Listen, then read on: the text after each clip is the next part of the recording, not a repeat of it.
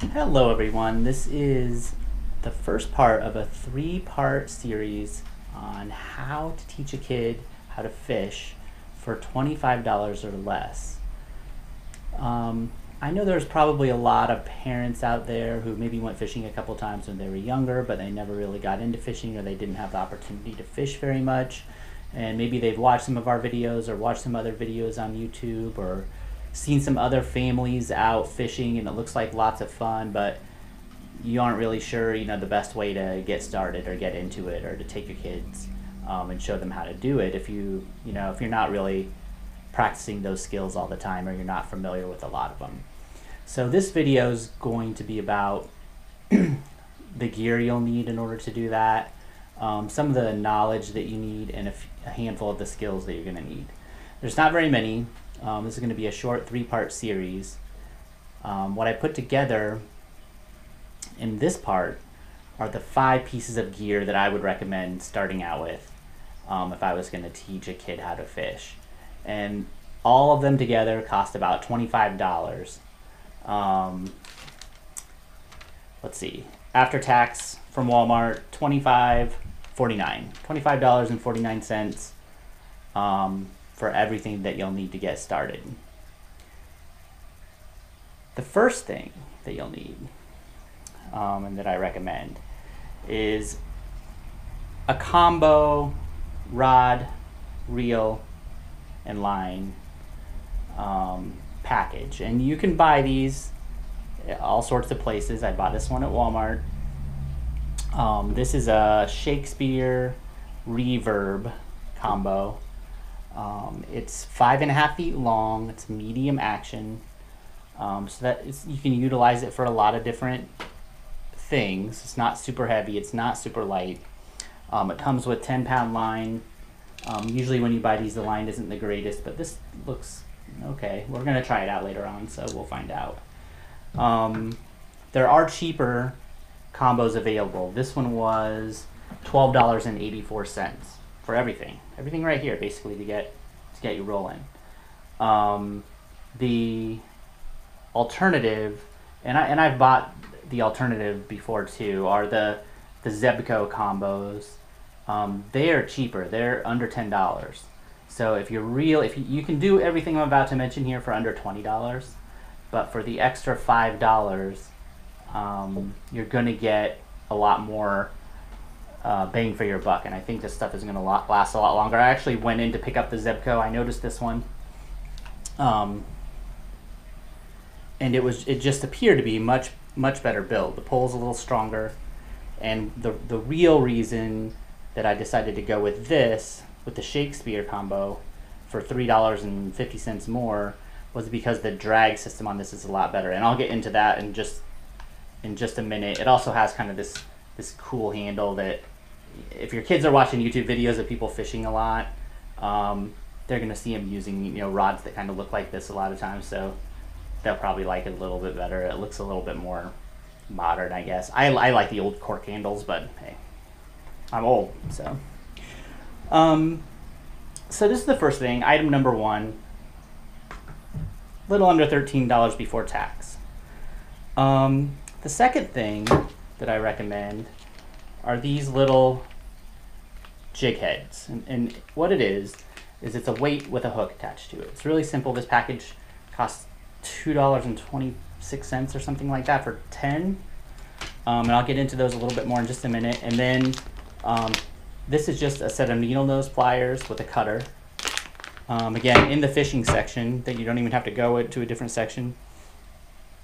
It was $3.87. And then this is a weighted bobber, just a regular old weighted bobber.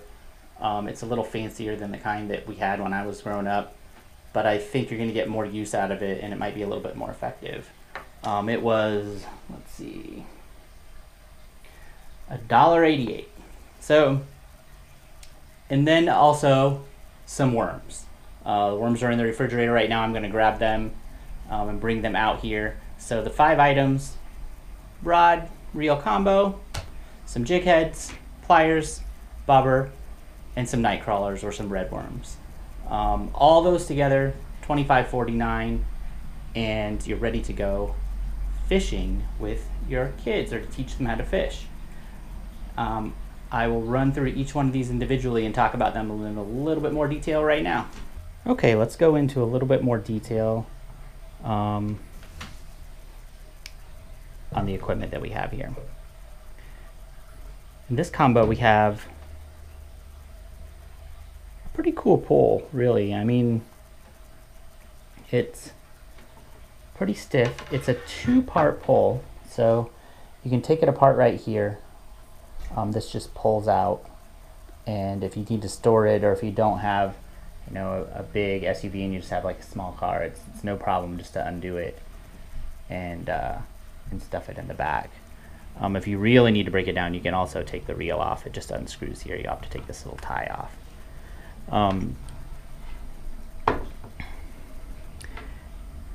It's a pretty solid, I mean, for $13, it's a pretty solid reel. You can hear the drag working here. And, you know, I tested it a little bit, and it tightens down pretty good. It loosens up pretty good. The line looks okay. I mean, it seems like it might last at least a little while, you know, if long enough to decide if you really want to get serious about fishing or not, and to work well enough to catch the fish while you're out there. When your equipment doesn't work very well, you know, it doesn't make it a lot of fun a lot of times when you're out there. So we have our pole, we have our line. We'll get into how to tie everything on here in the next video. This one we're just kind of introducing everything. So here's a closer look at it. You know, pretty shiny, cool, stylish. I think it's a pretty nice pole. The next thing that you'll need, and let me get a close-up look. These are what, Arky, walleye, and panfish jig heads, okay? And the size is right here where my finger's at. 1/16 ounce. So I recommend these for several reasons. Let me actually get one out of the package here, and I'll give you a closer look. Okay, so this is all the bigger these hooks are. That's in the palm of my hand there. They're pretty small, 1/16 ounce. And the little white part with the painted on eyeball, that's a little weight. And that's gonna make it easier for you when you're first starting out to cast. But one of the main reasons to cast your bait out, or your lure, or whatever you put on here, one of the main reasons I really like to use this for people that are starting off is a lot of times you're catching bluegill, you're catching panfish, sometimes you're catching bass, some other small fish types, or you're using worms. For whatever reason, the fish don't swallow these hooks as much. So it's not a lot of fun when every other fish you catch, if you're using some really small hooks, that you have to dig out the hooks, or you have to cut the line and leave the hook inside the fish because the fish has swallowed the entire thing. They don't swallow these very often. I can't even remember a time that I've had one get really swallowed. I'm sure it'll happen someday, but also the size is a pretty small size.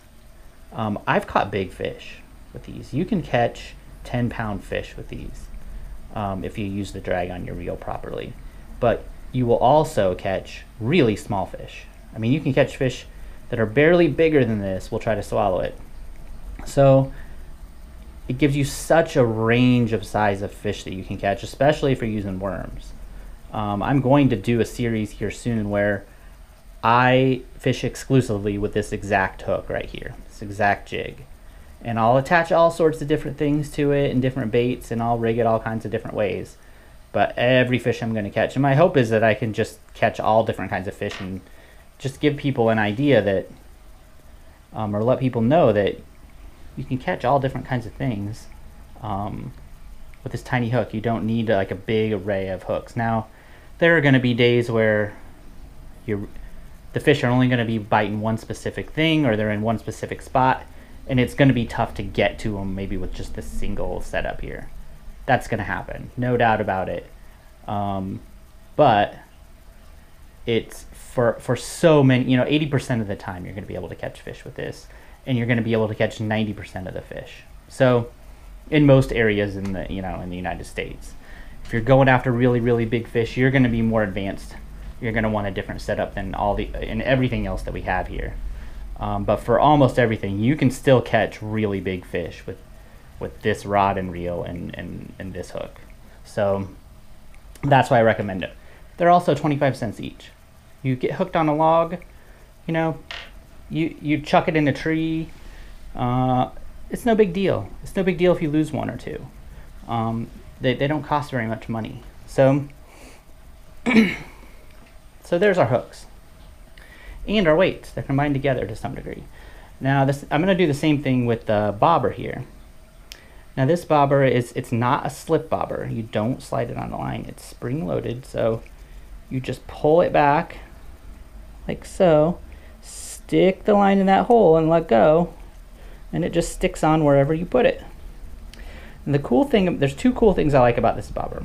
One, it's very aero or hydrodynamic, I guess you would call it. It doesn't splash and make a lot of noise when it goes into the water. So if you're going after kind of a more sensitive fish, like a trout, which I've caught on this exact same setup, same hook, same jig, very similar bobber, if not the same bobber. It's not going to make a lot of big noise, big splash getting in. The good part about having this little weight on here, though, is that it allows you to use the small hook that I just showed you and the small weight. So combined together with the weight on this bobber and the weight on the hook and any other weight that you add to the hook, is enough to get you to cast a decent distance away from shore. I mean, you're not going to be able to really chuck it out there, you know, into the wind and stuff like that. But it's going to give you a lot of flexibility. You're going to be able to get to some fish, all right? And the kids are going to be able to get to some fish. So there's your bobber, your hook, your line. You got everything you need almost there. We'll get to the worms in just a second. Let me open up these pliers and talk to you about them next. Okay, I've opened these up, and there's nothing super fancy about them. They have a pretty good grip on them. I mean, this thing is dirtable. The only problem I have with these pliers is I lose them all the time. So other than that, they're great. And for $3 or so, what do they cost? $3.87. Maybe you can even use them around the house. But they have these long pointed tips that if a fish does get a lure stuck in them, or if you just need to get a better grip to get hooks out, if you end up using some different kind of hooks, you know, these allow you to really get a little deeper down inside there and get some leverage, you know, and wiggle that hook loose. So they're really nice to have. The other thing they have is this little cutting mechanism here. So, you know, if you get tangled, if you need to cut your line, you know, anytime if you need to trim your line after you tie the line onto your hook, this little cutting tool comes in really handy, and they work pretty well for monofilament line. If you get into braided line and things like that, you're going to need a sharper cutter probably than these, but for the stuff that we're using here, I mean, these things work great. I mean, you just squeeze them, and so far all of this type of plier that I bought have been just perfectly fine. They've worked better actually than some of the more expensive ones. The other cool thing about this is this little spring in the back here. So this holds these open. A lot of times, or probably almost all the time, when you go to use your pliers, you're either holding your pole or your rod, or you're holding the fish with your other hand. So you only have one hand, and it's kind of a pain if you have to kind of pry open your pliers by yourself, you know. So the spring keeps them open, so you just grab them with your only free hand, and then you can get in there. So for what they cost, I mean, these things are just great, and you want to make sure that if you don't have these, you have another type. But these do everything that you really want them to do for basic fishing. So next, that's 4 of the 5 things. Next, I went to the refrigerator.